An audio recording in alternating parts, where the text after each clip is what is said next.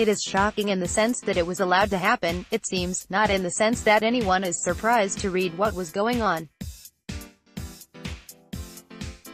This is the reaction from Stoke City fans to Glen Johnson's explosive interview on Radio 5 Live last night, talking about the death throes of Mark Hughes' reign at the club.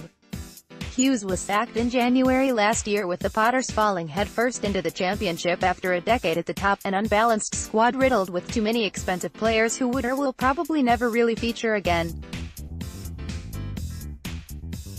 Supporters have been having their say on Johnson's comments. Stoke City assistant boss Mark Bowen left, and manager Mark Hughes during their final game at the club, an FA Cup defeat at Coventry. Image, Nigel French, Marcus Asbury. The sad and frustrating thing is, for as bad as obviously things were, we could just as easily stayed up given the points dropped. That said, I think we'd have dropped like a stone had we been a Premier League club this season. John Caulfield, it pretty much confirms what we all suspected. Mark Hughes did untold damage to the team, squad and structure of the club. When you do a comparison with QPR under Hughes, the end result's startlingly similar. Stoke City v Reading Live. Team news and build-up from Bet365 Stadium. Alan Brenton, it tells me that with a team of decent coaches, I could have done a better job of managing them. Leadership is about being clear on what you're trying to achieve, having good quality individual and group conversations, and being brave, not bottling the difficult conversations.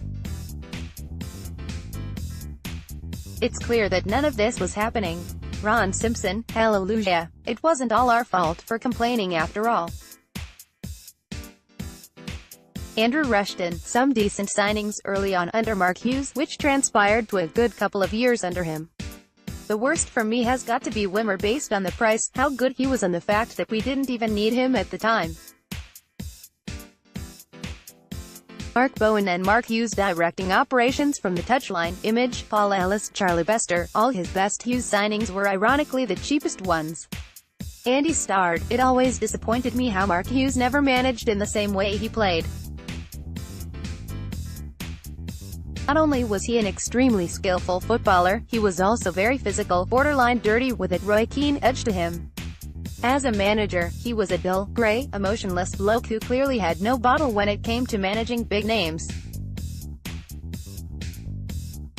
And while all this stuff was going on, fans were paying hard-earned money to come and watch these wasters.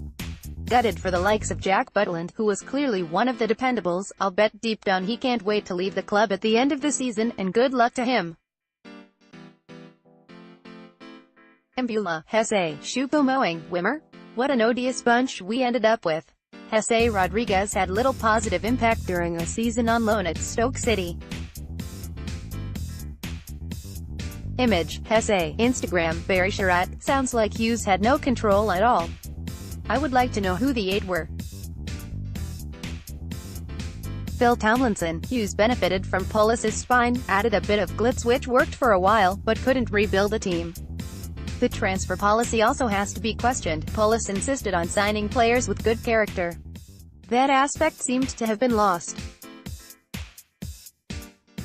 Hughes' man management skills were appalling. He's better off suited to running Butlins.